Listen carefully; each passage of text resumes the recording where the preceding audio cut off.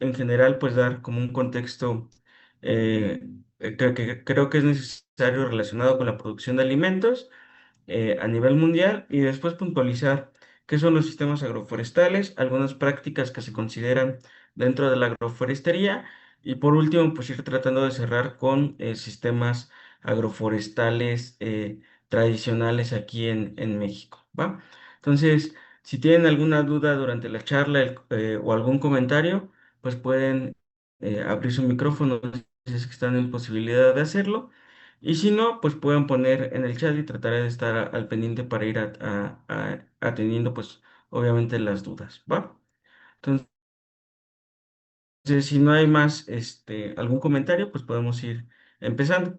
Entonces, pues generalmente los sistemas agroforestales, por definición, como ustedes ya saben y se imaginan, pues combinan estas técnicas que tienen que ver con todo lo que es el manejo forestal, pero también con algo que es la parte agrícola, que es relacionada con producción de alimentos.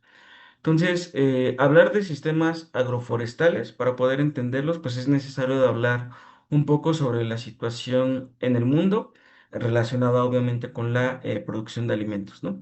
Entonces, todo lo que tiene que ver en general con producción de alimentos, incluyendo los sistemas agroforestales, pues son sistemas de producción que son sumamente importantes por muchas cosas. Entre ellos, porque pues surten y ayudan a cumplir algo que es vital, que es tener alimentos en nuestras casas y en las casas de todas las personas, pero también porque es un sector económico muy importante, ¿no? Entonces, a nivel mundial se estima que hay más o menos 1.230 millones de personas que trabajan en sistemas agroalimentarios, es decir, que producen alimentos y que pues básicamente desde el 2000, o sea, hace algunos ya pues 25 años, la producción de cultivos, por ejemplo, destinados a la alimentación, pues ha aumentado casi en la mitad, ¿no? Entonces, a nivel mundial, desde prácticamente la Revolución Verde que platicábamos en algún momento, pues ha existido esta tendencia a producir pues una mayor cantidad de alimentos, ¿no? Adoptando pues múltiples técnicas para poderlo hacerlo. Sin embargo, y esto es algo como bien interesante y paradójico, a pesar de que a nivel mundial cada vez se produzca mayor cantidad de alimentos, eh, cerca del 10% de la población mundial pues sufre hambre, ¿no? Y lo pues complicado aquí es que se espera, ¿no? Pues la cantidad de personas que habitamos en el planeta Tierra pues siga aumentando hasta topar un máximo por ahí del 2080, ¿no? De 10.200 millones de personas. Entonces, pues los escenarios son como muy preocupantes para todos lados, porque el hecho de que haya una mayor cantidad de población humana, pues implica mayor presión sobre los recursos naturales y sobre todo, pues una mayor necesidad de producción de alimento que, pues como hemos visto en las clases, pues siempre choca con la parte de la conservación de los recursos naturales. Entonces, hay más posibilidad de deforestación, hay más posibilidad de contaminación, etcétera. Y pues particularmente en México, pues México es un ejemplo también pues que refleja pues mucho la realidad mundial en muchos aspectos, ¿no? A nivel mundial, por su extensión, ya se la saben, pues, México es país megadiverso, pues se estima que a nivel mundial es el decimosegundo productor de alimentos. Entonces México también es una potencia agroalimentaria, pero pese a la gran cantidad de alimentos que producimos aquí en México, pues cerca del 20% pues sufre desnutrición. Una de cada cinco personas en México sufre desnutrición, ¿no? El sector agroalimentario pues sigue aportando una gran cantidad del Producto Interno Bruto en México y pues algo que es muy importante, que en algún momento lo platicábamos, pues es que prácticamente todo el territorio nacional o en todo el territorio nacional está sometido a presiones incluyendo pues obviamente la producción de alimentos, ¿no? Entonces cerca del 56% de la superficie nacional pues tiene que ver con el uso de animales domésticos, borregos, cabras, vacas, que obviamente pues están consumiendo pues vegetación que hay en las zonas, ¿no? Es la actividad productiva más diseminada en el medio rural, y esto lo vamos a platicar un poquito más adelante, pero sin importar el área, ahora sí que al que se dediquen, pues siempre llegar a un lugar, ya sea desde el enfoque forestal, desde la parte de investigación, pues más a lo mejor pues biológica, si lo queremos decir así, o ecológica, pues siempre va a salir a tema que en esos sitios se produce alimento, ¿no? Y esto es importante porque al final de cuentas en todo el país se produce alimento, todo el país está sometido a estas necesidades y es muy complicado a nivel de política pública, pues tratar de hacer algunas acciones para evitar, por ejemplo, deforestación causada por pastoreo, pues porque choca con esta necesidad básica que es, pues, que la gente necesita comer, ¿no? De ahí que, pues cuando uno trata de hablar de estos sistemas de alimentos, pues siempre hay que considerar muchas cosas, ¿no? Y esto es lo que hace sumamente complejo sistemas de producción de alimentos, ¿no? Porque se necesita considerar el clima, necesitamos considerar cuestiones de la vegetación, de la salud de las personas, de la población, cuestiones de las unidades de producción, todo pues para tratar de tener y cumplir con estos objetivos de desarrollo que es soberanía alimentaria, ¿no? Es decir, la capacidad de un país en este caso, pues de producir el alimento necesario pues para al menos sus propias poblaciones. Entonces, pues como se pueden dar cuenta un poco con esta introducción, pues podemos básicamente asumir que no hay ecosistema forestal en México ni en el mundo que no esté sometido a estas presiones y a estas acciones que buscan obviamente pues producir alimentos, ¿no? Sin embargo, pues mucho de lo que platicábamos ya hace algunos, creo que ya meses, cuando estábamos ahí en el salón, pues es que la forma en cómo se han producido los alimentos pues ha cambiado drásticamente, ¿no? Y esos cambios en el último siglo, si lo quieren ver así, pues surgen a través de la Revolución Verde, ¿no? Entonces, cuando uno generalmente siempre piensa de dónde vienen los alimentos, pues vamos a ver que por producción, pues la mayor cantidad de alimentos vienen de sistemas industrializados. Es decir, en cuanto a cantidad, los sistemas industrializados, pues es de donde sale la mayor cantidad de alimentos. Sin embargo, a cantidad y a cuanto superficie de extensión, siguen siendo los sistemas tradicionales los que siguen ganando terreno, ¿no?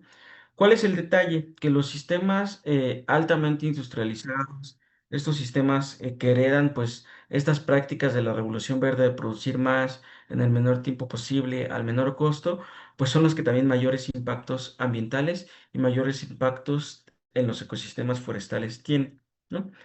¿Cómo afectan los sistemas de producción de alimentos directamente a los ecosistemas, incluyendo obviamente a los ecosistemas forestales?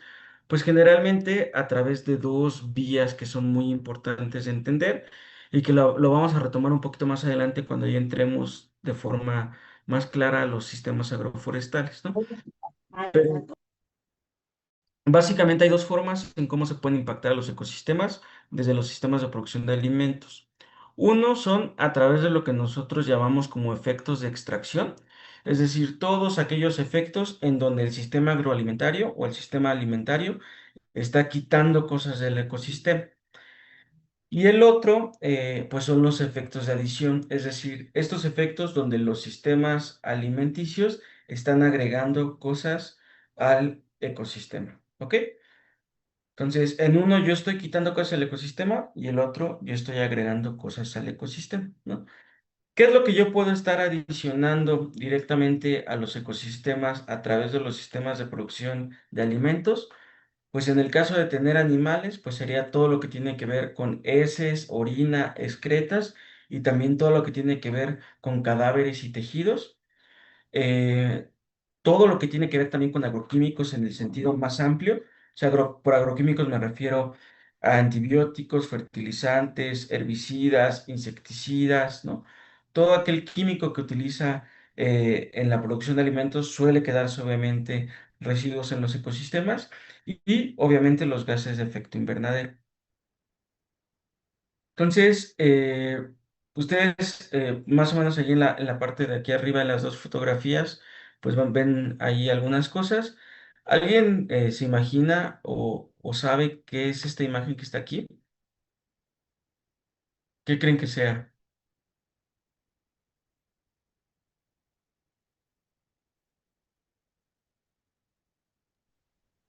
Como los residuos de una granja. Exactamente. Entonces, pues lo que está aquí arribita pues son una granja de cerdos, ¿no? Y todo esto que está aquí de color rojo, pues es la forma en cómo se tratan, pues la orina y las excretas, obviamente, de estos animales, ¿no? Entonces, uno de los principales problemas que se tienen, principalmente en la producción intensiva, por ejemplo, de ganado, pues tiene que ver con las excretas y con los cadáveres, ¿no? Porque al final de cuentas siempre hay posibilidad de que estos nutrientes, que al final de cuentas pues son nutrientes que no alcanzó a aprovechar el animal, pues pueden filtrarse a acuíferos terrestres, pueda contaminar cuerpos de agua subterráneos o, si quieren verlo así en el mejor de los casos, pues se está produciendo fermentación y se generan gases de efecto invernadero pues que llegan al ambiente, ¿no? La contaminación por agroquímicos también es sumamente importante, no solo en la parte pecuaria, sino también en la parte agrícola y en la parte forestal, sobre todo cuando se utilizan ferticidas, insecticidas, herbicidas, porque al final de cuentas, como les mencionaba, pues quedan residuos en los ecosistemas que al final de cuentas pues pueden impactar también a gran parte de la biodiversidad, ¿no?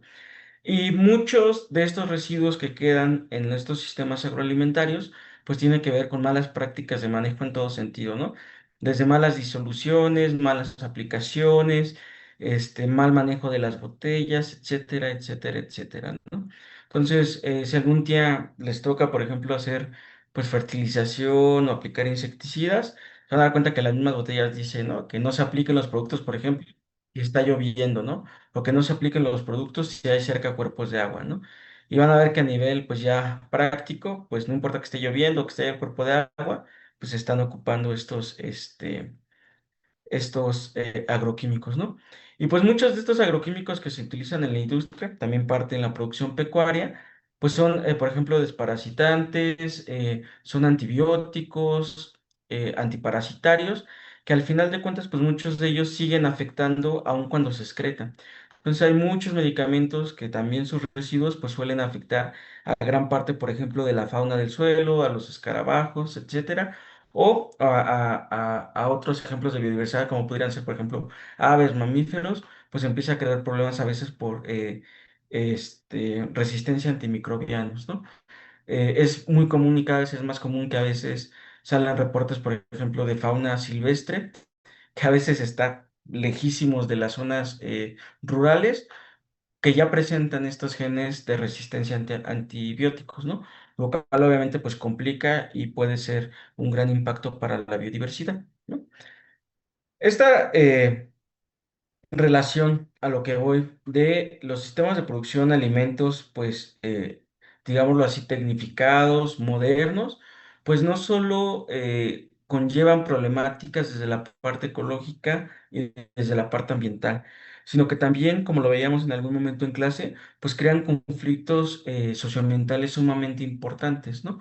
Por ejemplo, lo veíamos hace rato con la otra imagen, ¿no? Si esta es la granja de cerdos, pues vean la cantidad, para empezar, de árboles que se tuvieron que deforestar para establecer todo el sistema de tratamiento de aguas residuales o de aguas negras, pues de esta granja, ¿no?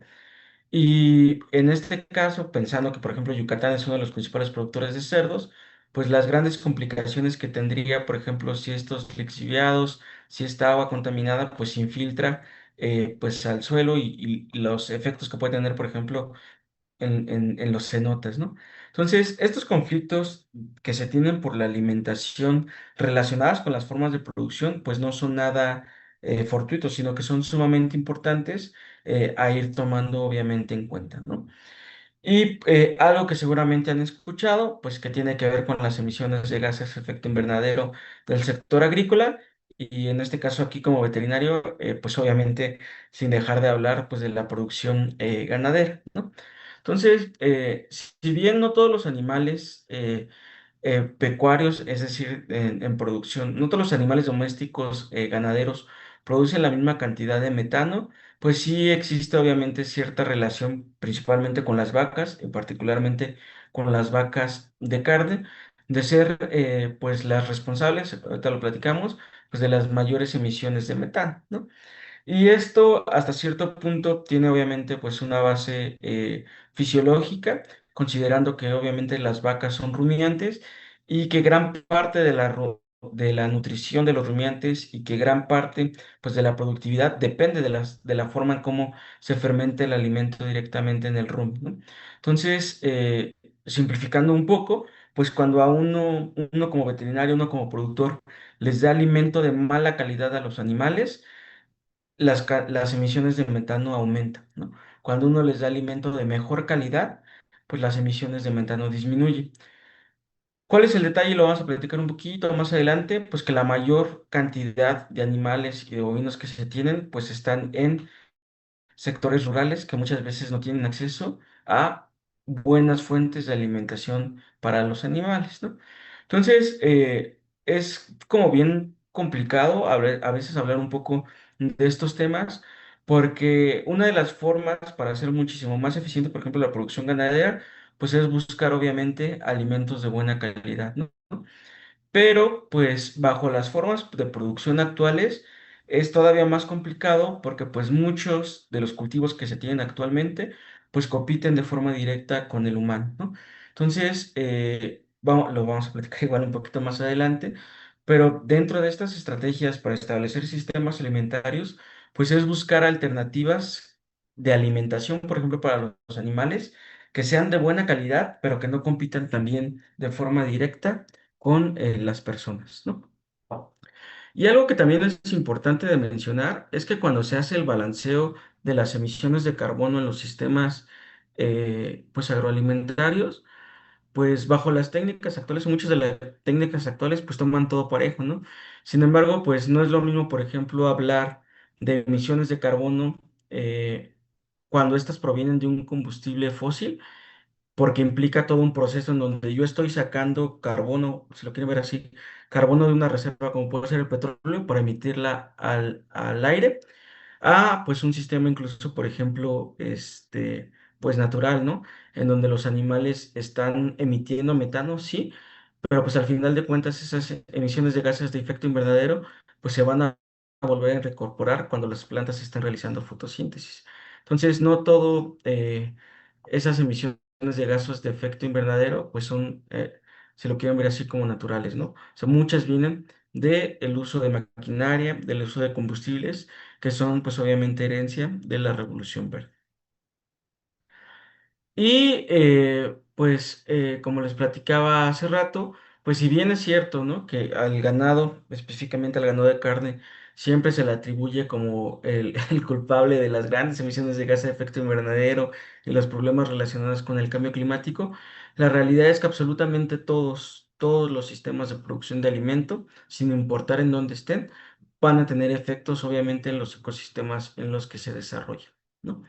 Entonces, esto pues obviamente se complica muchísimo más, ¿no? Porque uno podría pensar, o sea, si en los datos, si cuando yo me voy a los números dice que en los últimos 25 años hemos casi aumentado a la mitad de la producción de alimentos y al mismo tiempo yo comparo con otros datos donde me dice que el hambre está aumentando, ¿qué es lo que está pasando, no? Pues si nosotros hiciéramos los cálculos a nivel pues mundial, veríamos que la cantidad de alimentos que se producen a nivel mundial sobran y alcanzan para satisfacer las necesidades de alimento. ¿Cuál es el detalle y cuál es la problemática? Que los sitios en donde se están produciendo los alimentos no son los sitios en donde se requieren. Entonces, una de las herencias de la Revolución Verde, pues es tener sitios muy especializados, herencia de la Revolución Verde y del capitalismo, pues es tener sitios altamente productores de alimentos, pero donde se están produciendo no es donde se necesita. Entonces, todo ese alimento en algún momento se va a tener que almacenar, se va a tener que transportar, se va a tener que volver a almacenar, se va a tener que vender, etcétera, cocinar, etcétera, etcétera, etcétera. Lo que provoca, pues, que gran parte de ese alimento que se produce a nivel mundial se desperdicie, ¿no? Se estima a nivel mundial que prácticamente, si lo quieren ver así, el 50% de las frutas, de los vegetales, de los tubérculos, de las raíces, se desperdicia. Es decir, pues no sirve para la alimentación humana y la mayor cantidad de estos desperdicios ocurre incluso antes de que la gente pueda comprar los alimentos. Entonces, básicamente por cada, no sé cómo decirlo, por cada dos manzanas que se venden en el Walmart, pues piensen que la mitad, una de ellas, ni siquiera llegó a punto de venta porque se desperdició, ¿no? A diferencia, por ejemplo, de carnes, de leche y de semillas que tienen las tasas de desperdicio más bajo, pues siempre existe una gran tasa de desperdicio de alimentos. Entonces, si se fijan, tenemos varias problemáticas, porque por un lado, las formas de producción actuales están generando grandes impactos en los ecosistemas y de la misma forma, el modelo de producción de los alimentos no está garantizando y no es eficiente para garantizar que los alimentos lleguen a las personas que lo necesitan. ¿no? Y esto a veces es como un poco paradójico porque a veces en las clases, por ejemplo, de recursos naturales, hacemos estos ejercicios de reflexión en donde uno pues ve modelos de producción, por ejemplo, modelos de producción de certificación orgánica, ¿no? Donde dices, ah, bueno, pues yo compro un alimento en donde se ocupa poco combustible para su producción, en donde por la certificación me garantizan que no se están utilizando agroquímicos, que se hace un uso racional del agua, que se cuida el suelo, etcétera, etcétera. Pero pues lo compro en el Sam's, ¿no? Y a lo mejor el helado orgánico que yo estoy comprando en el Sam's pues para empezar, se hizo, no sé, en Estados Unidos con fruta que viene de Brasil y empaquetado a la mejor en otra parte del mundo, ¿no? Entonces, todo ese trayecto que el kilometraje, ¿no? Que recorre el alimento para llegar al consumidor, pues también tiene impactos directamente en pues en el desperdicio, en los precios y sobre todo, pues en las emisiones de gases de efecto invernadero y en el precio, ¿no? Entonces, siempre hay que buscar estas alternativas ya cuando se hacen políticas públicas de cómo tratar de acortar esta distancia entre en dónde se produce el alimento y dónde se está consumiendo. Y eso es parte muy importante de la seguridad alimentaria, ¿ok? Porque al final de cuentas, cuando uno habla sobre la problemática de los alimentos, pues siempre se le echa la culpa a las vacas y en parte es cierto, pero pues existen un buen de factores de problemáticas que están ahí inmersos que nosotros como consumidores muchas veces no los vemos porque no somos conscientes de ellos. Si yo les preguntara ahorita, pues, ¿de dónde vino la leche que tomaron en la mañana? Pues si son, si han leído la etiqueta, pues van a decir, ah, pues a lo mejor viene, no sé, ¿no? De Tizayuca, de tal lado, ¿no? Pero es imposible, sobre todo para la gente que estamos en la ciudad, poder rastrear de dónde viene el alimento y poder tomar, pues, buenas decisiones, ¿no? Esto, obviamente, pues, se complica muchísimo y genera, pues, todas estas problemáticas que hemos estado viendo, ¿no? Y ahí, en estas problemáticas, es justamente donde entran los sistemas agroforestales porque los sistemas agroforestales permiten atender pues muchos de estos problemas, ¿no? A nivel mundial, si nosotros tratáramos de hacer un mapa sobre la producción de alimentos, pues nos vamos a ver que es sumamente complicado, porque los sistemas de producción de alimentos van estrechamente ligados, muy, muy, muy ligados, muchas veces a prácticas ancestrales, a la relación que tienen las personas con los ecosistemas y obviamente a los ecosistemas mismos, ¿no? Entonces, cualquier variación climática, cualquier variación topográfica, cualquier variación en la ideología de las personas, modifican la forma en cómo se producen los alimentos y cómo se consumen, ¿no? Si bien para nosotros que estamos en ciudades, lo más probable es que los alimentos vengan de escenarios así, altamente tecnificados, con alto uso de agroquímicos, con alto uso de combustibles, la realidad es que a nivel mundial, la mayor cantidad de alimentos que se producen siguen siendo en sistemas familiares o en sistemas tradicionales, ¿no? Y esto es algo muy importante de considerar, porque sobre todo cuando uno trata de meterse estos temas de alimentación, pues siempre va a enfocarse a la industria, ¿no? Y a ver cómo se pueden hacer mejores procesos de almacenamiento, cómo hacer carne que aguante más tiempo en el refrigerador, cómo hacer que las frutas no se desperdicien tanto, etcétera, etcétera, etcétera.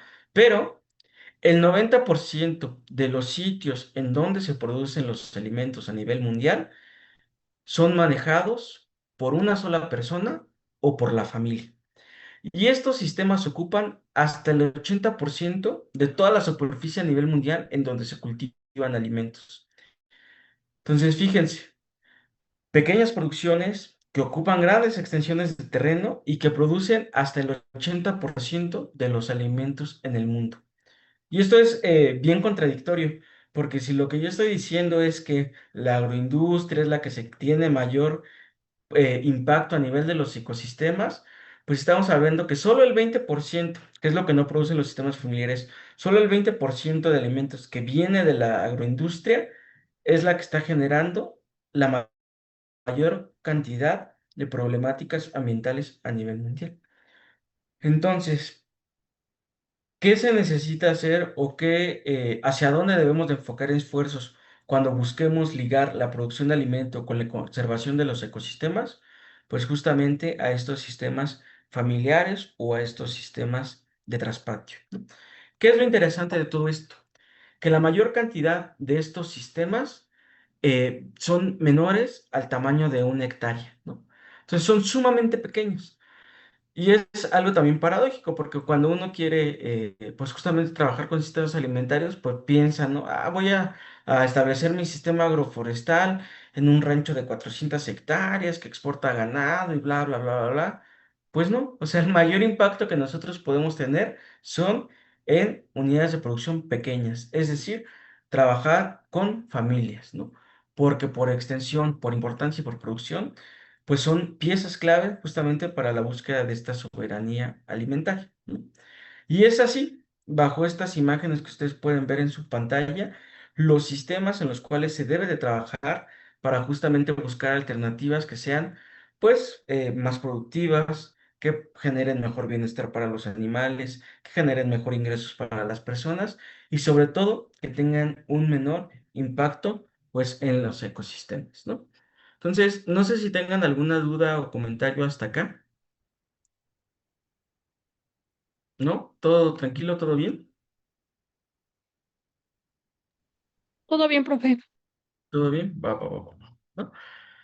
Y esto es importante mencionar porque vamos a ver, ahorita ya que entremos a los sistemas agroforestales, que la mayor cantidad de sistemas agroforestales, si no es que podría ser prácticamente una serie de leyes en todos, pues es que estos sistemas funcionan a través de un concepto sumamente complejo, que igual algún día sería bueno platicar, pero pues es este concepto de economía campesina. Porque cuando el modelo capitalista busca producción de alimentos, pues lo que busca es que la gente solo se dedique a la producción de alimentos, ¿no? Es decir, yo Roberto, pues lo que voy a hacer es producir leche. Entonces, toda mi vida va a estar dedicada a la producción de leche, ¿no? Sin embargo, y todos mis ingresos, pues va a venir de estos sistemas de producción, ¿no? Sin embargo, la realidad es que no. En muchos de los sistemas agroforestales, los sistemas agroforestales no se hacen por negocio. Es decir, la gente no va a decir, ah, yo voy a poner un sistema agroforestal para de ahí vivir, para de ahí ganar dinero. No. Estos sistemas suelen complementarse con otras actividades que tienen las personas, pero al final de cuentas, estos sistemas agroforestales sirven muchas veces como un modelo de ahorro. ¿Por qué? Porque yo como productor puedo tener madera, si en algún momento pasa algo, pues yo la puedo vender, puedo producir animales, si en algún momento llega algo importante, ¿no? Alguna enfermedad, etcétera, pues yo vendo mi puerco, vendo mis marranos y de ahí pago lo que tenga que pagar, ¿no? Si en algún momento tengo mi milpa y de repente necesito, no sé, comprar semilla, pues puedo vender la fruta de mis árboles, etcétera. Entonces, estos sistemas no se hacen por negocio, sino entran en esta dinámica de economía campesina, en donde generalmente los productos y bienes que están en el sistema agroforestal son un complemento y son un elemento para el desarrollo de vida de estas personas. Y aquí es como por parsimonía, siempre se busca un manejo sencillo. ¿Por qué? Porque como lo platicamos hace rato, la mayor cantidad de sistemas agroforestales en el mundo pues son manejados por familias. Entonces, las familias dedican tiempo a otras cosas, a sus trabajos, a la escuela, a su desarrollo, al ocio. Entonces, la forma en cómo se manejan estos sistemas agroforestales tiene que ser sumamente sencillo y para nada complicado, ¿no? Logran algo que se conoce como diversificación productiva, que es básicamente esta capacidad que van a tener los sistemas para producir múltiples productos en el mismo espacio y a diferentes escalas de tiempo. Generan pocos residuos orgánicos, son guardianes de, eh, de material genético a través del ganado criollo, a través de semillas tradicionales, etcétera, y pues son generalmente eficientes en el uso de recursos porque básicamente todos los componentes de estos sistemas agroforestales que los vamos a ver ahorita pues están conectados, ¿no? La hojarasca de los árboles me sirve a lo mejor para hacer composta que voy a ocupar en el huerto familiar, a lo mejor los tallos del brócoli que me comí, que cultivé en mi huerto familiar, se lo voy a dar a los puercos y a los pollos. A lo mejor el maíz que no me sirvió de la milpa se lo doy a los pollos y al mismo tiempo el estiércol de los pollos lo meto al huerto familiar para fertilizar, etcétera, etcétera, etcétera, ¿no? Entonces todo está sumamente interconectado lo cual los hace sistemas sumamente eficientes y prácticamente sistemas que no generan residuos, salvo los residuos externos que llegasen al sistema, ¿no? Más o menos para que se den una idea, este es un trabajo muy viejito que alguna vez realizamos ahí en el noreste del Estado de México y trabajamos con productores bovinos y la pregunta era muy sencilla, ¿no? O sea, íbamos con los de la ganadera, les decíamos, a ver, señor, usted que se dice ser ganadero de bovinos, ¿no? ¿Qué actividades tienen en donde vive, ¿no? Ya iban marcando de, pues no, yo soy ganadero, pero pues sí tengo pollos. O, yo soy ganadero, pero pues tengo permiso de aprovechamiento forestal, ¿no? O, yo tengo una huerta, etcétera. Entonces, más o menos para que se den una idea, aunque la muestra fue pequeña, pues solo el 10% de las unidades de producción solo se dedicaban, en este caso, a bovinos. Pero la mayor cantidad de ellos, incluso una tercera parte, realizaba a lo que ellos se decían que eran pues productores de bovinos, pero hasta seis actividades agropecuarias o forestales más, ¿no? Entonces, estos sistemas, los sistemas agroforestales, son sistemas altamente diversificados, ¿no? Producen muchas cosas, aunque a veces la gente pues no tenga conciencia muchas veces de esto, ¿no? Y ya para ligarlo justamente a la parte forestal, pues no hay que olvidar que en México, pues aproximadamente cerca del 70% del territorio nacional, pues está cubierto por vegetación forestal y algo muy importante, pues es que en estos territorios forestales se produce alimento, ¿no? E incluso en aquellos en donde no se estén produciendo alimento, pues son pieza clave para la prestación de servicios ecosistémicos como puede ser la captación de agua que se va a ocupar para el riego de otros sistemas de producción de alimentos. Entonces, los bosques en México y en el mundo son pieza clave cuando uno trata de hablar de estos componentes de soberanía alimentaria, ¿no? Y esto, pues, es bien también pues sujeto de muchas pláticas y de muchos debates, porque lo platicamos en algún momento, ¿no? O sea, ¿qué es lo que queremos hacer? O sea, queremos producir alimento porque hay una demanda real, porque la gente necesita que comer, o pues conservamos, ¿no? Los ecosistemas. Mucho de lo que pasó con áreas naturales protegidas, ¿no? ¿Qué hago en las áreas naturales protegidas? Dejo que las personas sigan cultivando sus milpas, dejo que las personas sigan teniendo animales o les prohíbo tener animales, ¿no? Entonces es una decisión sumamente complicada porque si yo aumento y soy excesivamente proteccionista con los bosques, pues la producción de alimentos se va a ir a pique, ¿no? O al contrario, si yo quiero aumentar la producción de alimentos, ¿qué va a pasar con la conservación de los bosques y de las selvas y de los matorrales en el país? Pues se va a venir a pique, ¿no? Entonces, la idea, si quieren verlo como muy idealista, muy utópico, pues es buscar ese balance en donde yo pueda realizar acciones de conservación en los bosques y al mismo tiempo yo pueda estar produciendo alimentos, ¿no? Y es ahí, justamente, bajo todo este concepto, bajo todas estas problemáticas, donde surgen los sistemas agroforestales, ¿no? Y cuando digo donde surgen los sistemas agroforestales, no quiero que me malinterpreten en decir de que alguien se despertó un día y dijo, vamos a inventar los sistemas agroforestales. Los sistemas agroforestales han sido parte de las sociedades humanas desde el momento de la domesticación, ¿no?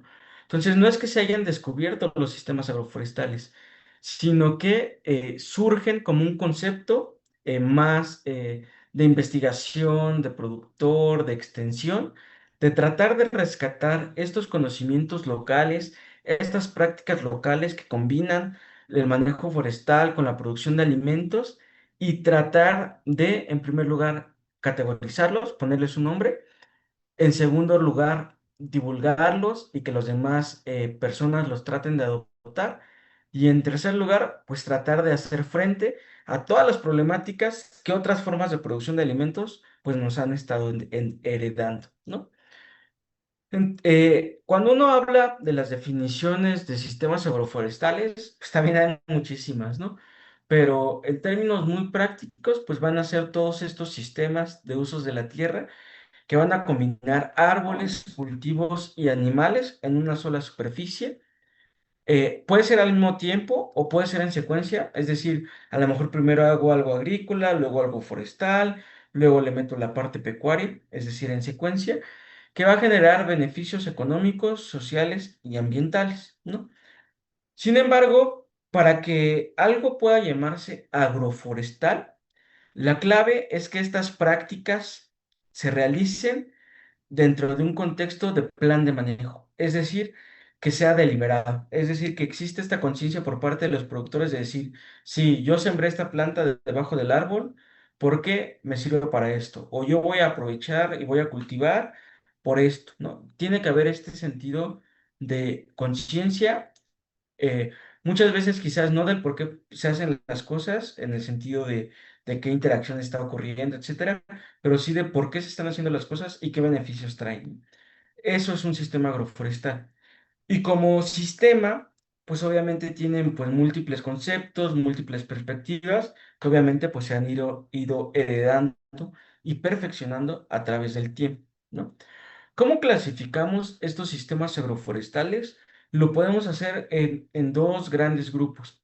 Por un lado, aquellos sistemas que son secuenciales, es decir, estas asociaciones que solo son temporales y que van en ciertos momentos y que generalmente son intervenciones que se hacen en lo que se realiza mi desarrollo forestal, ¿no? Entonces, en lo que los árboles crecen, pues yo estoy cultivando otra cosa, ¿no?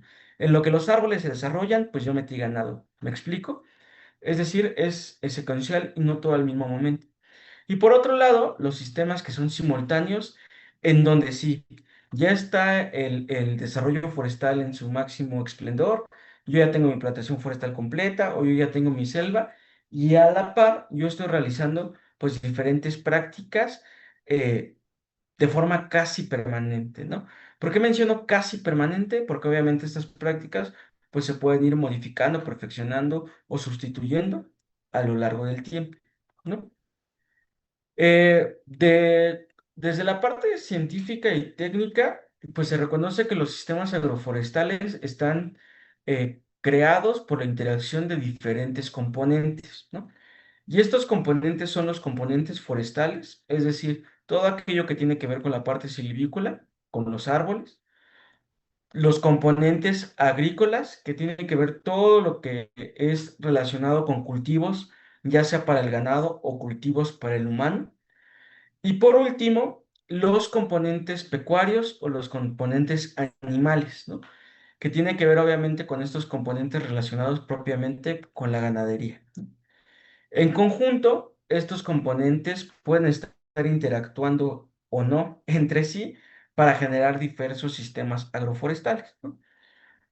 De ahí que la interacción, por ejemplo, de componentes silvícolas con prácticas agrícolas nos den los sistemas silvoagrícolas, aquellos que combinan la parte pecuaria con la forestal y al mismo tiempo la parte de cultivo, tenemos a los agrosilvopastoriles, y aquellos que combinan solamente la parte forestal con la parte ganadera, pues lo que se conoce en términos muy amplios y generales como sistemas silvopastoriles, ¿no?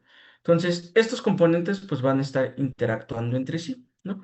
Entonces, si se fijan, cuando uno habla de definiciones de sistemas agroforestales, uno no habla de especies. O sea, uno no dice un sistema forestal debe de tener tal especie de árbol, o debe de tener tal cultivo, o debe de tener tal animal. No, sino que es una interacción entre estos tres componentes que al final de cuentas a veces se conectan con otros sistemas y que originan un mundo de sistemas y de prácticas agroforestales, ¿no? Entonces yo puedo tener componentes forestales dedicados a los árboles para fruta, para madera, para papel, puedo tener bancos de proteína, árboles de otro uso, por ejemplo, para árboles de Navidad, puedo combinarlo con árboles de reforestación para la producción de carbón vegetal, para la producción de semilla para mis viveros, con fines turísticos, áreas naturales protegidas o servicios ambientales. Y yo lo puedo combinar con la parte agrícola, si es con forraje propio del bosque, si yo estoy sembrando o introduciendo forraje, si es para pastoreo, si es de corte, si es para la alimentación humana, si es para los animales, ¿no? Y si aparte lo combino con los animales, pues pueden ser ovinos, caprinos, vacas, cerdos, aves, peces, abejas, etcétera, etcétera, etcétera. Entonces, cualquier combinación con cualquier uso, con cualquier especie, es posible en los sistemas agroforestales. Y esto los hace sumamente complejos de estudio y los hace sumamente complejos también cuando uno los quiere echar en marcha por primera vez, ¿no? Entonces, para lo que vamos a ver ahorita son algunos ejemplos de prácticas, por ejemplo, silvoagrícolas, para que más o menos vayan poniéndole imagen a algunos conceptos que ustedes ya conocen, ¿no? Entonces, por ejemplo, como prácticas silvoagrícolas tenemos la bracatinga, que son barbechos mejorados, que es cuando se dejan de forma intencional algunos árboles, sobre todo en tierras que son de descanso, en donde se cultivaba o donde se va a reforestar. Por ejemplo, a lo mejor si yo hago aprovechamiento forestal, tiro árboles, pues yo puedo dejar algunos en lo que se recupera el suelo antes de volverle a dar otro uso a la tierra, ¿no? Tenemos el Taungia, que son una de las formas más antiguas de las relaciones agroforestales, en las cuales se plantan cultivos entre los árboles durante las etapas de crecimiento forestal. Y generalmente se utilizan cuando van a hacer plantaciones o cuando están esperando que una plantación forestal se desarrolle, ¿no? Entonces, cultivan en lo que se llega a desarrollar el árbol y dejan de cultivar en el momento en que obviamente la cobertura de copa es tan densa que ya no impide o que disminuye el paso de luz y ya no deja que los cultivos crezcan, ¿no? Entonces, esta es una de las formas tradicionales. Tenemos los cultivos en callejones, que son estas prácticas agroforestales en las cuales yo voy haciendo hileras, perdón, de árboles con cultivo, árbol, cultivo, árbol, cultivo, que me sirven mucho para crear cuestiones de microclima, por ejemplo. Es muy común, por ejemplo, en sistemas templados en donde caen heladas, que se hagan estos tipos de arreglos porque al final de cuentas, pues los árboles sirven como una protección, como una sombrilla que evita, por ejemplo, que las milpas se quemen cuando caen heladas, ¿no? O en época de secas, pues ayudan a que el suelo no pierda la humedad tan rápido, ¿no?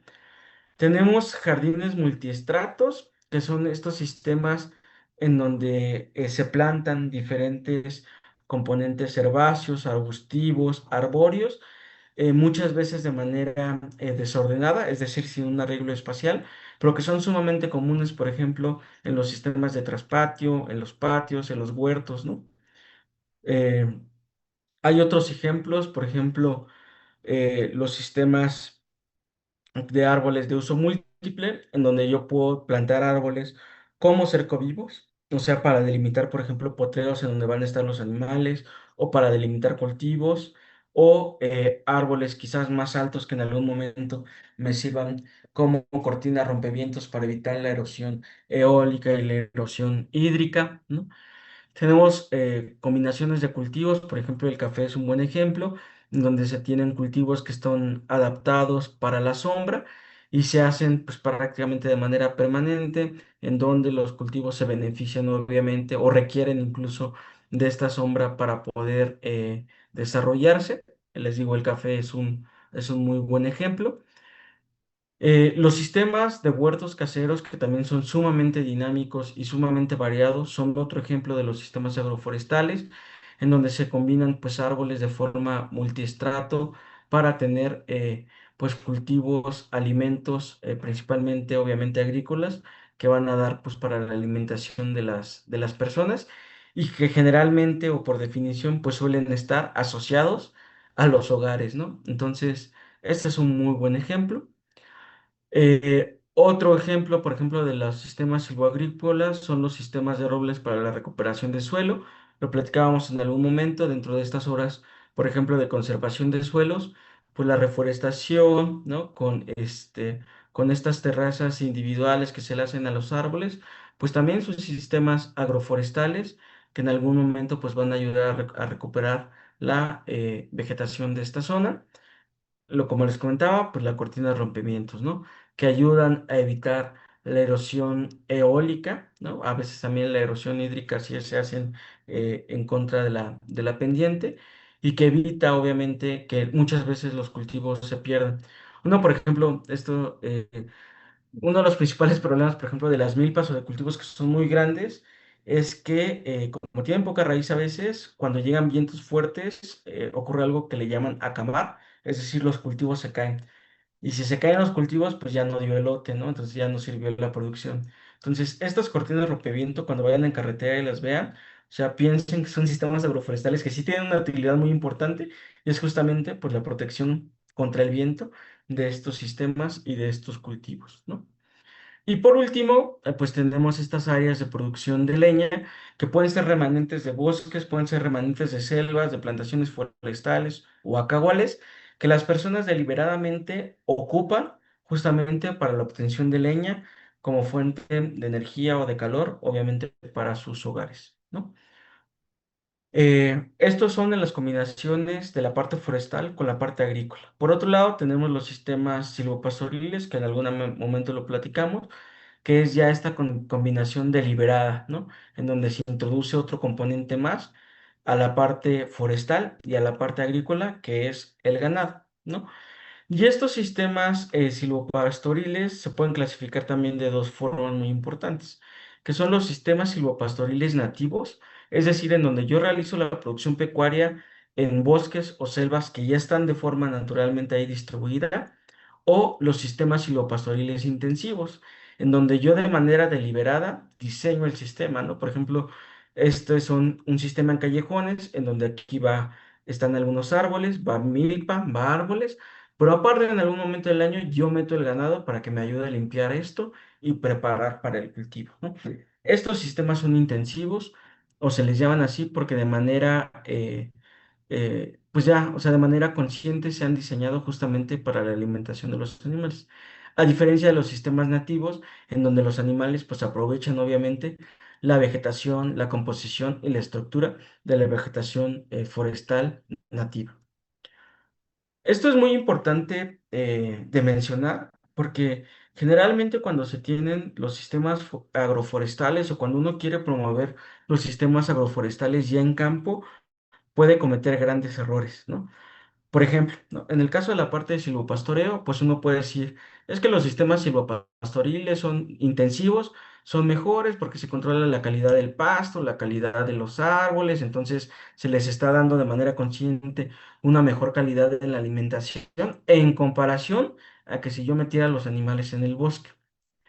Estas ideas a veces que uno publica en los papers, pues pueden tener mucho impacto, ¿no? Porque si un productor que tiene un fragmento de bosque, un fragmento de selva, dice, oigan, pero me están diciendo que si yo quito estos árboles y planto esto, va a ser mejor. No, pues es que la ciencia lo dice así. ¿Qué es lo que van a hacer? Deforestar. Entonces, hay que tener en cuenta que estos sistemas agroforestales y las prácticas agroforestales que nosotros veíamos, pues no siempre se deben de aplicar en todo momento, ¿no?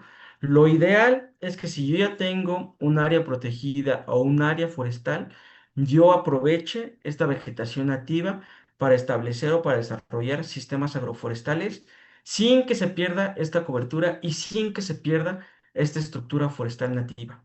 Por el contrario, si yo ya tengo áreas degradadas donde ya no había ni un solo árbol y lo que yo quiero hacer es implementar un sistema agroforestal, bueno. Entonces yo ya puedo echar mano de tecnologías como los sistemas silvopastoriles intensivos, etcétera, para recuperar estas áreas que en algún momento ya se habían deforestado. Pero esto es muy importante mencionarlo porque a veces en el afán de buscar la productividad podemos generar problemas con las comunidades en las que trabajamos, ¿no? Y ahí tenemos algunos ejemplos de los sistemas silvopastoriles. Eh, como ejemplos de sistemas agroforestales que ocupan obviamente este componente animal, tenemos los bancos de proteína, es decir, en algunas áreas del potrero yo siembro árboles o arbustos que son adaptados para la alimentación animal, es decir, son árboles forrajeros o arbustos forrajeros que me van a dar calidad de alimento y nutrientes necesarios para que mis animales crezcan, produzcan leche y sobre todo, pues emiten menos metano, ¿no? Lo platicábamos en algún momento, pero por ejemplo, la simple introducción de arbustos puede disminuir hasta en un 50% las emisiones de gases de efecto invernadero. Entonces, tenemos estos que son los bancos de proteína. Hay otros ejemplos, por ejemplo, de producción ganadera con bosques, como puede ser la apicultura con árboles, en donde se combinan estos conocimientos, técnicas y prácticas tradicionales y toda la parte social y cultural que conlleva para producir miel de abeja o abejas o productos propios de la apicultura en zonas forestales. Y recuerden, cuando hablamos de apicultura, pues no solo es de la apis melífera, sino también de muchas otras especies meliponas, por ejemplo, de abejas o de abejas endémicas locales, que también se pueden estar haciendo en concordancia con los ecosistemas forestales, ¿no? Otro ejemplo, pues son estos huertos caseros con animales, que son estos sistemas de producción, como lo habíamos hace rato, donde tienen los huertos asociados a las casas, pero pues también tienen el componente animal, ¿no? Al final de cuentas, o más bien, si ustedes se ponen a leer sobre los beneficios de los sistemas agroforestales, pues se van a dar cuenta que son muy pocos, son escasos la literatura en donde dice, ¿sabes qué? Hacerlos es un error. La realidad es que sin importar qué sistema agroforestal sea, sin importar la intensividad o la intensidad, perdón, en cómo se haga el manejo o los fines con los que se haga, generalmente los sistemas agroforestales tienen beneficios muy importantes y cumplen con objetivos también muy importantes.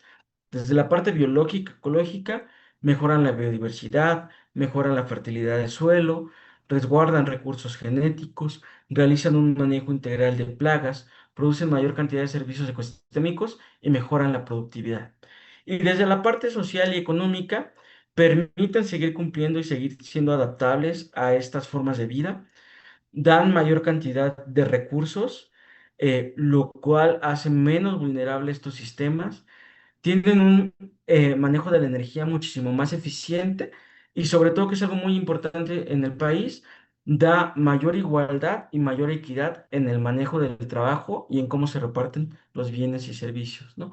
Entonces, en términos muy generales, estos sistemas agroforestales siempre tienen una gran cantidad de ventajas, ¿no?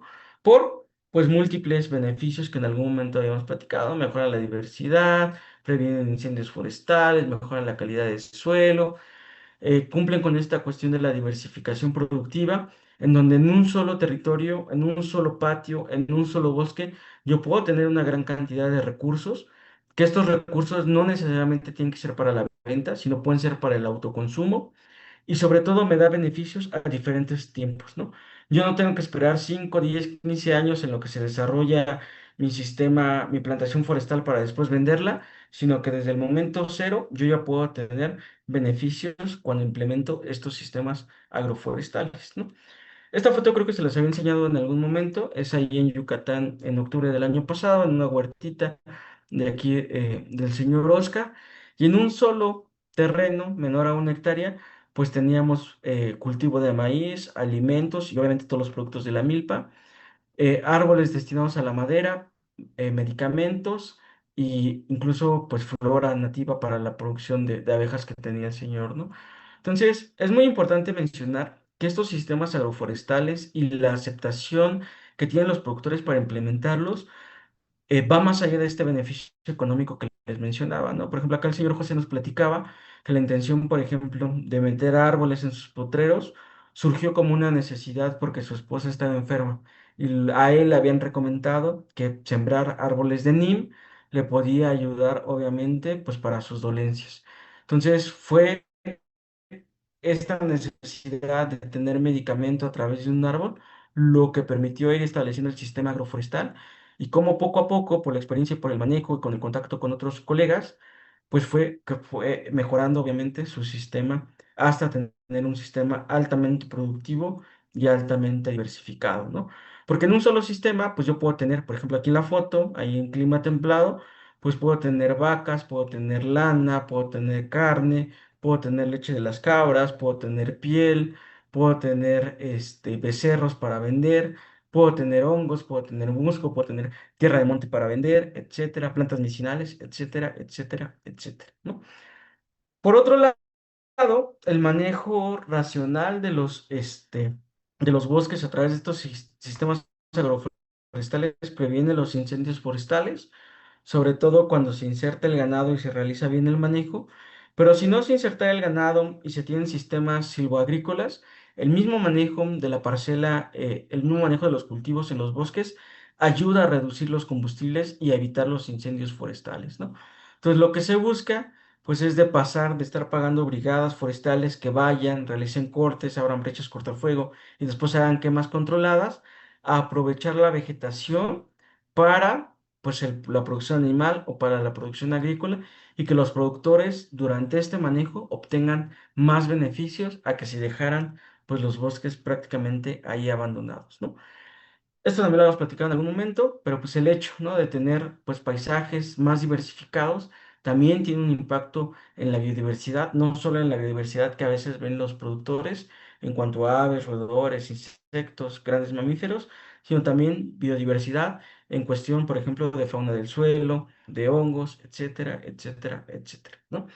Sin embargo, bueno, y también pues son mucho más eficientes, como les mencionaba, en el manejo de nutrientes, porque al final de cuentas, cada uno de esos componentes, si yo los mapeara en el sistema agroforestal, como lo platicábamos en algún momento aquí, absolutamente todo está interconectado.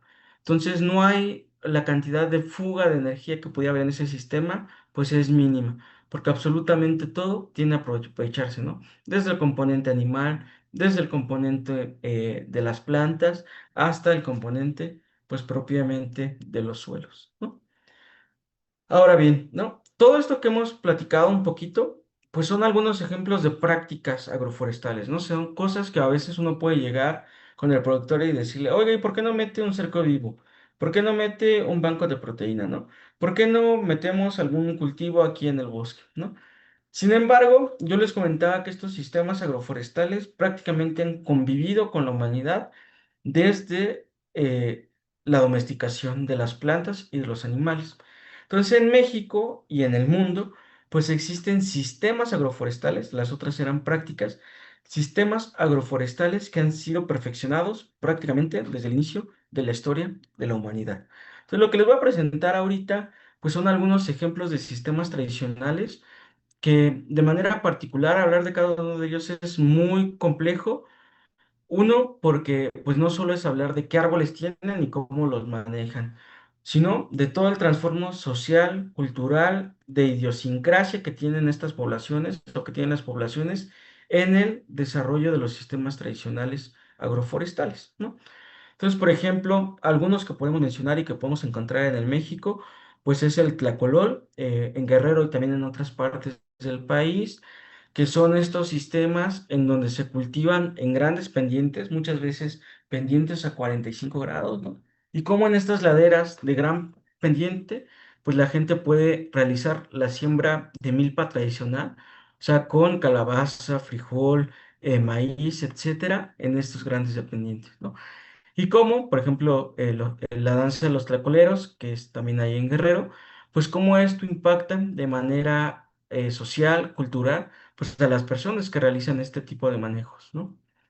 Tenemos el Metepantle, que es más como hacia la zona de Tlaxcala, Hidalgo, Puebla y Estado de México, que a veces por definición pudieran parecer muy simples, ¿no? Pero es este sistema agroforestal en donde yo cultivo hileras de maguey o agaves en terrenos con pendiente, ¿no? Entonces, si ustedes van a Querétaro, si ustedes ponen atención en la carretera, van a ver estos sistemas muchas veces con magueyes que son milenarios, ¿no? Entonces, y que a veces las personas sobre todo en las nuevas generaciones que a veces ya están más desapegadas a las tradiciones o al campo, siguen replicando muchas veces sin saber por qué se hacen, pero pues siguen siendo sistemas agroforestales mexicanos que atienden necesidades muy particulares de la zona y que como buen sistema agroforestal, pues no solo sirve para la conservación de suelos, no solo sirve para que la milpa crezca, sino que los mismos magueyes dan todo, ¿no? Dan aguamiel, dan gusano de maguey, dan esa telita que ocupan para hacer los michotes, ¿no? Con las borregas que pueden estar aquí pastoreando. Entonces, un solo elemento, ¿no? De un componente forestal como puede ser el maguey, tiene pues múltiples usos y múltiples beneficios, ¿no? Tenemos absolutamente todas las milpas que se puedan imaginar en el país. Cada zona, cada región, cada localidad tiene sus propias adaptaciones y sus propios manejos en el manejo de las milpas. Entonces, hablar de milpas también es hablar de múltiples diversidad y las milpas se componen, perdón, se incluyen dentro de estos sistemas agroforestales, ¿no? Porque no es la misma milpa la que se puede hacer, por ejemplo, en Yucatán, la milpa maya, a tratar de hacer una milpa, por ejemplo, en la Sierra Rarámuri, ¿no? No es lo mismo hacer una milpa ahí enclavada en el altiplano potosino o en el desierto de Chihuahua, etcétera, ¿no? Cada una de ellas resguarda material genético, semillas, prácticas, formas de cultivo, calendarios agrícolas, prácticas sociales, culturales, religiosas, etcétera, sumamente importantes, ¿no? Y en el México, pues hay múltiples formas, ¿no? Las chinampas, que seguramente ustedes más conocen si es que han ido a Xochimilco hay un fin de semana a tomar una michelada, pero también son sistemas milenarios. Muchas de las chinampas pues siguen existiendo prácticamente desde que se fundó, ¿no? Tenochtitlan. Y pues son estos sistemas en donde se combinan árboles otra vez con cultivos principalmente de hortalizas, más a veces ornamentales, medicinales, pero que ocupan otra vez un manejo de territorio porque ocupan el suelo que está del fondo del lago con una mezcla para poder hacer terrenos cultivables, con árboles que adaptan estas grandes cantidades de humedad que son los ahuehuetes, ¿no? Y que combinan también altas técnicas de cultivo y que siguen estando pues todavía vigentes, ¿no? El Cuautitlán, que es más hacia la Sierra Norte de Puebla, que son estos bosques que uno, si uno tiene un ojo entrenado y llega al bosque, pues pareciera que es un bosque ahí nativo, pero pues la realidad es que son bosques que han sido manejados desde prácticamente las llegadas de las primeras sociedades al lugar y en donde el 90%, por ejemplo, de las plantas que se pueden encontrar acá, casi el 100%, por ahí está el dato, 96, pues son de utilidad, ¿no? O sea, todo tiene un uso, todo está pensado, ¿no? Y hay prácticas de manejo forestal, de aclareos, de chapeo, de reforestación de plantas útiles. Entonces son bosques útiles, que es lo que significa ahí en la lengua original, pero que justamente son modificados y adaptados. Entonces son bosques que han sido heredados y que se siguen manejando bajo esta utilidad, ¿no? Ahí dice la definición, es un policultivo en un paisaje selvático, ¿no? Donde se tienen estas parcelas agrícolas, ¿no? Para poderse realizar, ¿no? Sin embargo, como les mencionaba, pues hablar de sistemas agroforestales, pues es hablar básicamente de tradiciones de poblaciones indígenas, de la relación que se tiene sobre la producción de alimentos, la domesticación. Y algo muy interesante, pues es que cuando uno hace investigación en sistemas agroforestales, pues les decía, no van este sentido a veces de catalogar, de ponerle nombre, etcétera, ¿no? Pero hay muchos ejemplos en donde uno llega, ve que realizan prácticas que son sumamente específicas, altamente especializadas, que responden a necesidades locales muy particulares pero que a veces la gente ya ni siquiera recuerda, ¿no? Ese nombre de las técnicas, no recuerda el nombre de las herramientas, no recuerda o simplemente no le han designado un nombre, ¿no? Porque para estas personas es algo cotidiano y normal, pero para uno que viene desde la parte de afuera, a veces con este ojo más hacia la categorización, pues se da cuenta que son cuestiones sumamente importantes, ¿no? Entonces la investigación en sistemas agroforestales en México pues está prácticamente en pañales, ¿no? Aunque sí ha habido mucha investigación, no ha habido pues grandes esfuerzos para poder categorizar, nombrar, caracterizar, entender justamente estas formas de manejo forestal en el país, ¿no? Porque, como bien lo mencionábamos, pues tiene que ver con el bosque, tiene que ver con la agricultura, con los territorios, con las sociedades, pero con múltiples otros conceptos como es la movilidad, la flexibilidad, la adaptación, la diversificación, el conocimiento local, el soporte social, las políticas públicas que han influido, ¿no? ¿Cuántos sistemas agroforestales no se han perdido porque de repente alguien llega con un programa del gobierno y le dicen, dejen de sembrar eso, mejor siembren esta semilla que viene del vivero que lo desarrolló en IFAP, ¿no? Entonces, todo eso hay que tomarlo en cuenta en los sistemas de investigación. Y a nivel, ya, esta es como un poco reflexión mía y propia, pues si preguntaran a cualquier persona si son importantes o no el estudio de los sistemas agroforestales y su implementación, les van a decir que sí. ¿Por qué? Porque son conocimientos locales, como les decía, que se han perfeccionado por décadas, por milenios, pero que muchas veces tienen la clave para responder a una realidad universal, ¿no? ¿Cómo es posible, por ejemplo, muchos pensarían, ¿no? Que en el desierto chihuahuense se puedan sembrar milpas ¿con qué semillas las hace, no? O sea, ¿cómo la semilla del maíz que tiene se ha adaptado a la sequía, ¿no? O bajo qué términos de plan de agrícola utilizan para que justamente puedan soportar las sequías, etcétera. Entonces, muchas veces, desde un enfoque quizás más utilitarista, pues estos sistemas agroforestales tienen recursos genéticos, tienen prácticas, tienen manejos, tienen herramientas que pueden ser quizás la solución para otros sistemas que están afrontando problemas relacionados con cambio climático, ¿no? De ahí que los sistemas agroforestales sean complejos y requieren conocimiento del sistema. Algo que es muy importante entender, como les decía, es que la experiencia local es la base del manejo agroforestal. Si uno intenta cambiar esto, no va a lograr nada. La complejidad requiere datos, es decir, se requiere hacer evaluación y pues dado que existe heterogeneidad espacial y social, pues si uno quiere hacer implementación de planes para fortalecer los sistemas agroforestales, pues tiene que tener mucho cuidado de las recomendaciones, de en dónde se realizan y cómo se realiza, porque como ya hemos visto, pues son sistemas altamente especializados, donde cualquier movimiento en este sistema puede echar a perder todo el sistema o puede lograr que estos sistemas desaparezcan, ¿no? Crítica para aquellos que en algún momento vayan a hacer extensionismo o que vayan a hacer capacitaciones o que vayan a ser supervisores de planes de gobierno. No todo es lo productivo, ¿no? O sea, no hay que medir el éxito de un sistema agroforestal por la cantidad de café que produce, por la cantidad de maíz que produce, por la cantidad de madera que produce, ¿no? Sino hay que tener un enfoque integral. Hay que considerar los aspectos económicos, hay que considerar los aspectos sociales y hay que considerar los aspectos ambientales. Si económicamente no da los mejores rendimientos, pero desde la parte social y ambiental sí lo está haciendo, pues lo económico va a tener que pasar a un segundo o tercer plano, ¿no? Hay que tener esta visión netamente integral, ¿no?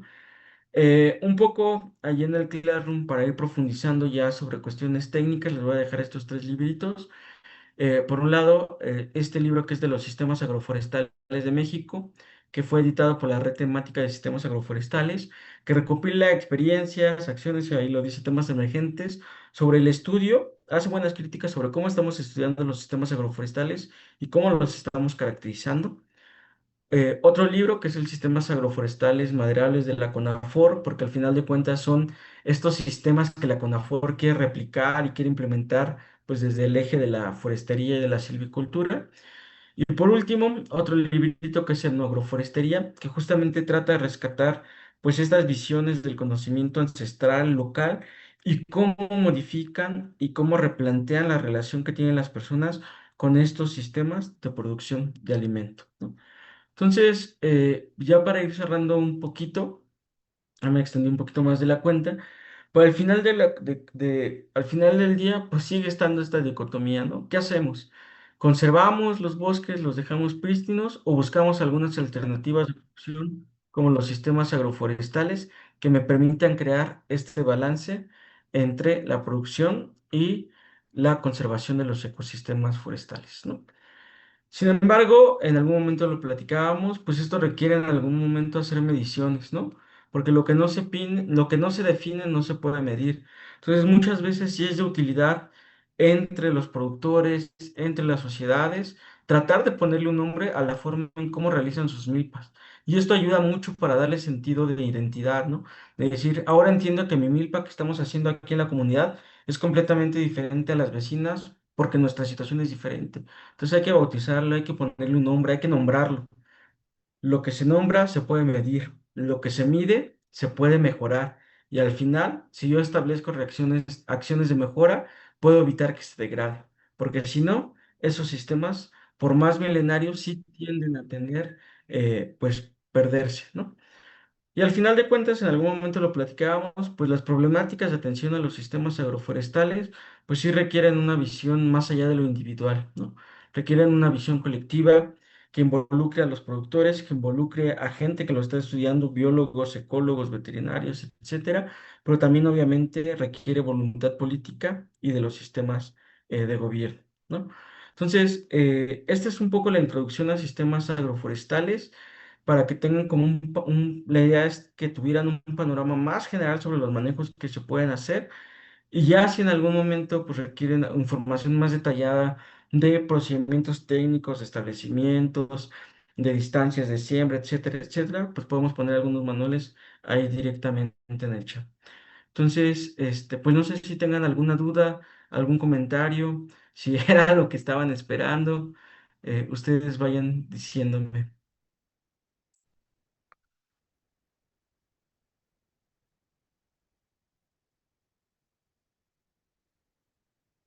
Va, va, va. Entonces, creo que no hay comentarios. A ver, si no hay comentarios, pongan así sin comentarios en el chat para saber si todavía andan por aquí. Ah, dice Rebeca que le gustó mucho. Muchas gracias, Rebeca. Gracias, profe. Todo bien. No, ya de qué. Entonces, les dejo los libros para que lo vayan leyendo. Ya si necesitan, por alguna razón muy particular, más información sobre algún tema, pues con gusto se las proporciono directamente ahí en el Classroom. Entonces, pues creo que por mi parte, sí que conecto muchas cosas de restauración de suelos. Sí, después también podríamos platicar mucho, pero, o sea, si se fija, o sea, un sistema agroforestal puede tener milpa, puede tener múltiples prácticas agroforestales, puede tener múltiples sistemas y eso los hace sumamente interesantes, ¿no? Pero al final, el componente principal siempre en los sistemas agroforestales son los manejos de los suelos, los manejos forestales y el manejo agrícola y el manejo pecuario. Lo que yo en algún momento les llamaba el sistema suelo, el sistema planta y el sistema animal. Todo interconectado, ¿va? Entonces, pues por mi parte sería todo. Espero que les haya gustado. Y les dejo ahí en el Classroom los libros. Y si hay alguien por aquí que deba reposición del examen, nada más comentar ahorita, después lo pongo en el Classroom, que yo creo que para también adelantarle un poquito al tiempo, es probable que suba entre hoy y mañana la reposición allí al Classroom para dejarles todo el fin de semana y el lunes para que lo puedan ir haciendo y puedan ir recuperando ahí la calificación que les hacía falta, ¿no? Y si alguien más no está de acuerdo con su calificación y quisiera volver a repetir el examen, de mi parte, pues también no hay ningún problema, ¿va? Entonces, pues muchísimas gracias. Me dio mucho gusto ver que se hayan conectado y espero que no sea la primera y última vez que nos veamos y pues ya saben que cualquier cosa, aquí andamos en el correo. Muchísimas gracias. Nos vemos. Muchas gracias, profe, que descanse. Hasta luego, Hasta descansen. luego. Bye bye.